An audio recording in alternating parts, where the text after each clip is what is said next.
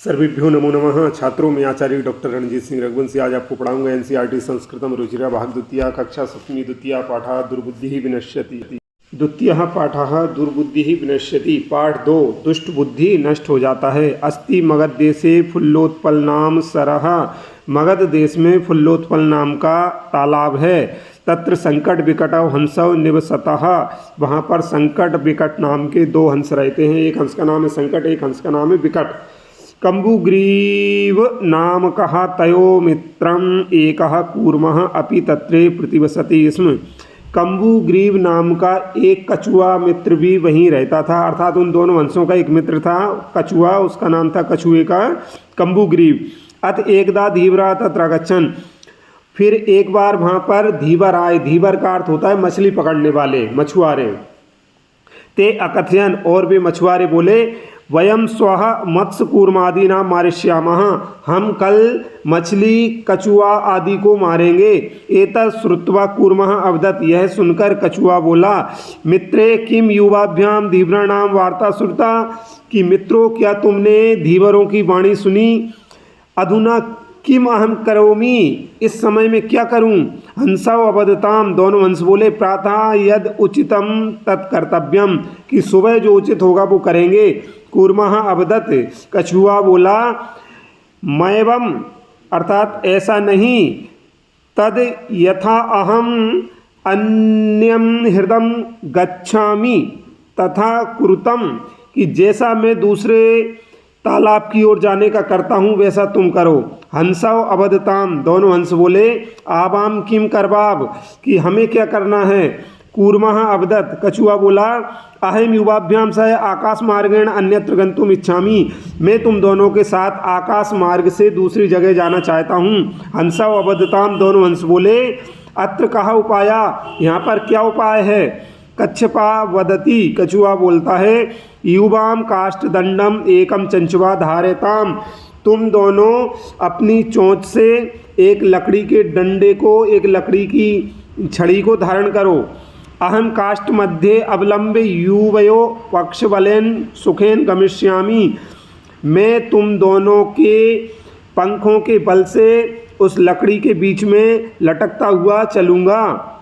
हंसौ अकथयताम। दोनों हंस बोले, संभवति ऐसा उपाय, यह उपाय संभव है। किंतु अत्र एका अपयो अपि वर्तते। किंतु यहाँ पर एक हानि है। आवाभ्याम नीयमानम तुवाम अवलोक्य जनः किंचित वदिष्यन्ति एव।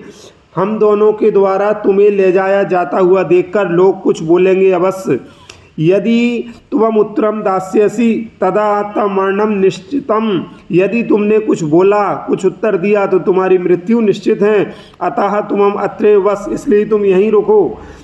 तत्श्रुत्वा क्रुद्धः कूर्मा अवदत्। यह सुनकर क्रोध में भरकर कछुआ बोला कि मैं मूर्खा, क्या मैं मूर्ख हूँ। उत्तरम न दास्यामि, उत्तर नहीं दूंगा। किंचित अपि न वदिष्यामि, थोड़ा सा भी नहीं बोलूँगा।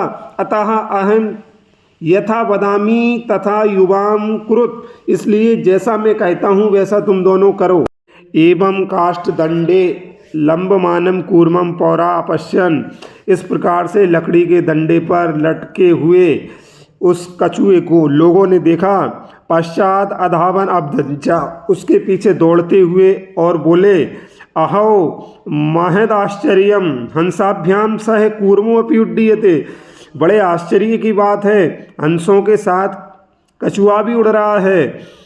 कश्चित वदति। कोई कहता है, यदि अयम कूर्मः कथमपि निपतति तदा अत्रे पक्त्वा खादिष्यामि।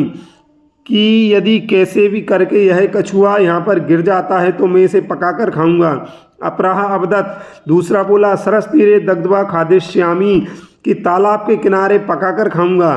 अन्या अकथयत। एक अन्य व्यक्ति बोला, गृहं नीत्वा भक्षयिष्यामि। घर ले जाकर खाऊंगा इति। इस प्रकार तेषां तद्वचनं श्रुत्वा कूर्मः क्रुद्धः जातः। उन लोगों के वह वचन सुनकर कछुआ क्रोधित हो गया। मित्राभ्याम दत्त वचनम विस्मृत्य सा अवदत्। और हंस मित्रों द्वारा दिए गए वचन को भूलकर कछुआ बोला, यूयम भस्म खादत। तुम लोग राख खाते हो। तत्क्षण में कूर्मः दंडात भूमौ पतिता। और उसी समय कछुआ उस लकड़ी के डंडे से भूमि पर गिर गया। पौरहिसा मारिता, और लोगों ने उसको मार दिया।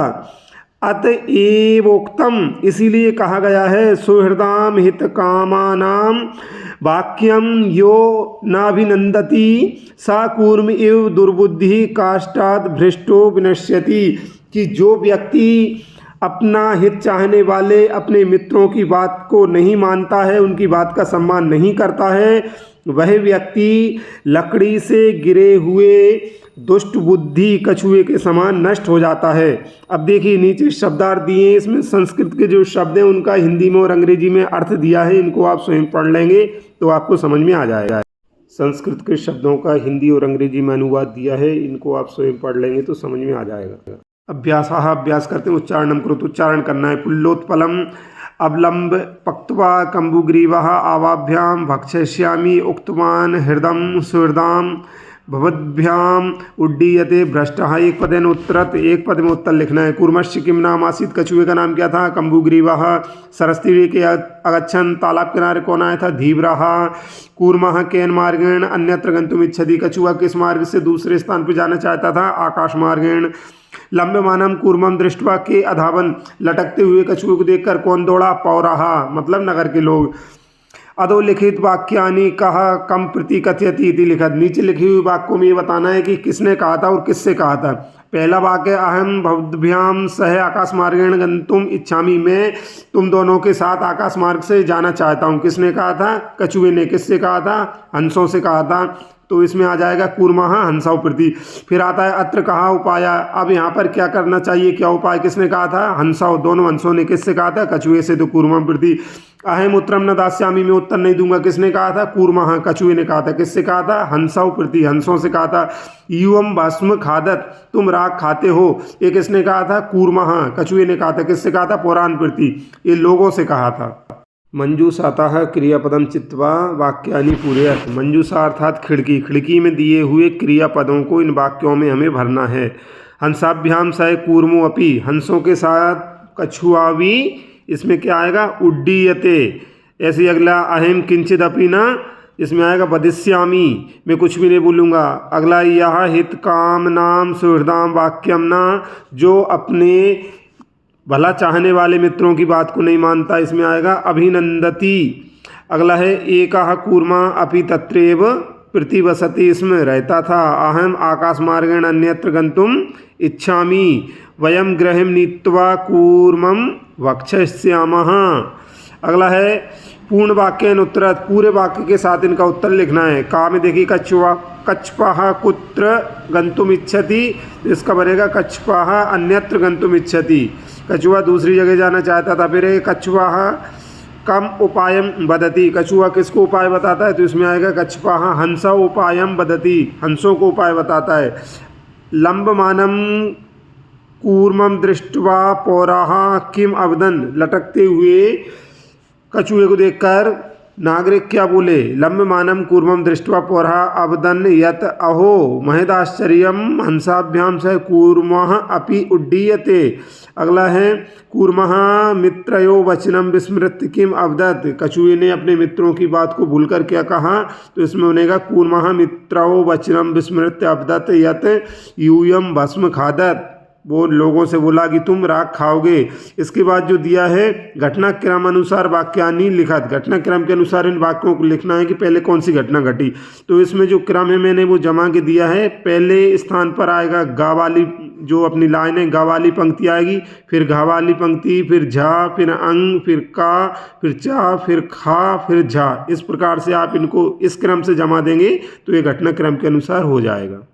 मंजूषातः पदानि चित्वा रिक्त स्थानानि पूरयत, मंजूषा अर्थात खिड़की, खिड़की में जो पद दिए हैं उनको रिक्त स्थानों में भरना। देखिए एक छोटी सी कथा दी है, इसमें बता रहे हैं कि एक वृक्ष था, वहाँ पर बहुत सारे कौवे रहते थे। उसी वृक्ष की पोल में एक सांप भी रहता था और वो सांप उन कौओं के बच्चों को खाता था। तो उनमें से एक जो बूढ़ा कौआ था उसने उपाय सोचा कि वहाँ पर प्रतिदिन एक राजकुमारी स्नान करने आती है, तो उस राजकुमारी के आभूषण को उस कौवे ने उठाकर वहाँ पर उसके कोटर में रख दिया।